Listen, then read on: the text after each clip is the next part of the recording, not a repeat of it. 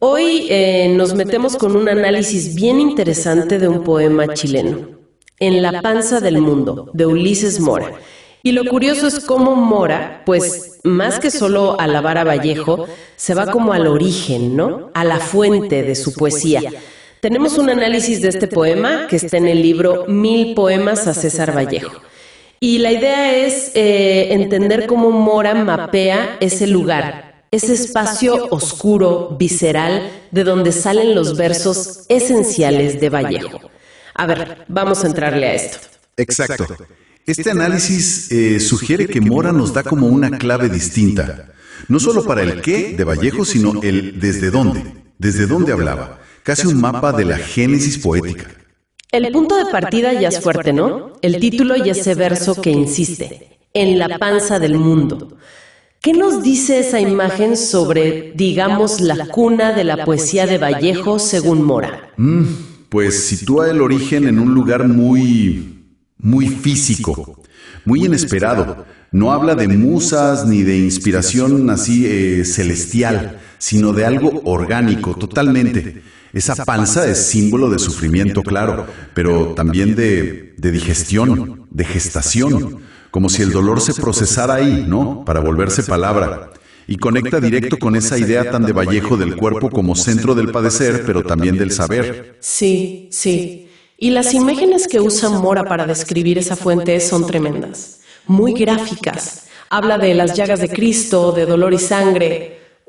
Es una crudeza que impacta. Justo. Al usar esa iconografía cristiana, lo que sugiere el análisis es que Mora eleva el dolor humano, el de todos los días, a otra categoría. Refleja un poco cómo Vallejo exploraba esas profundidades del padecimiento, ¿no?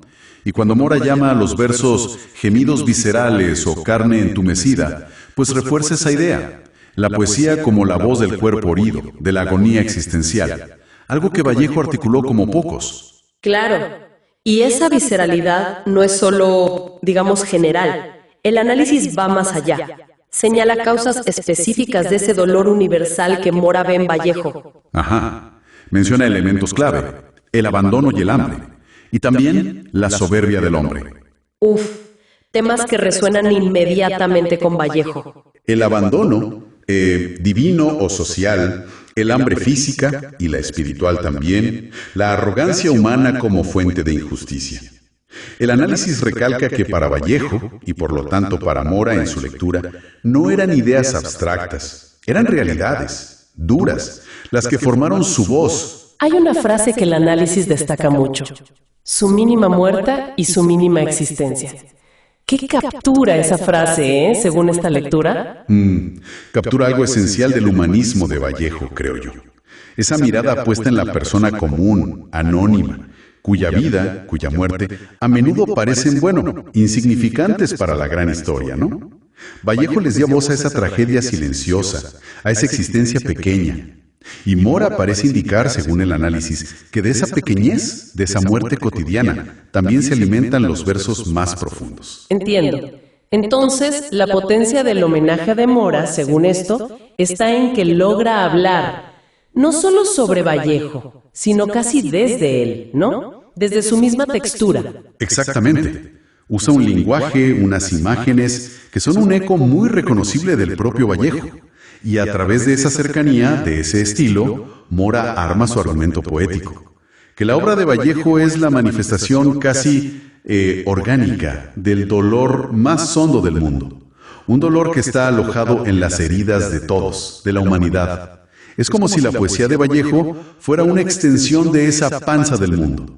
Entonces, para resumir, este análisis nos muestra cómo Ulises Mora interpreta la poesía de Vallejo como algo que nace de las entrañas, ¿no? De esa panza del mundo, un lugar de sufrimiento que se transforma en verso esencial, en palabra necesaria. Sí, y esto, deja una pregunta flotando, creo.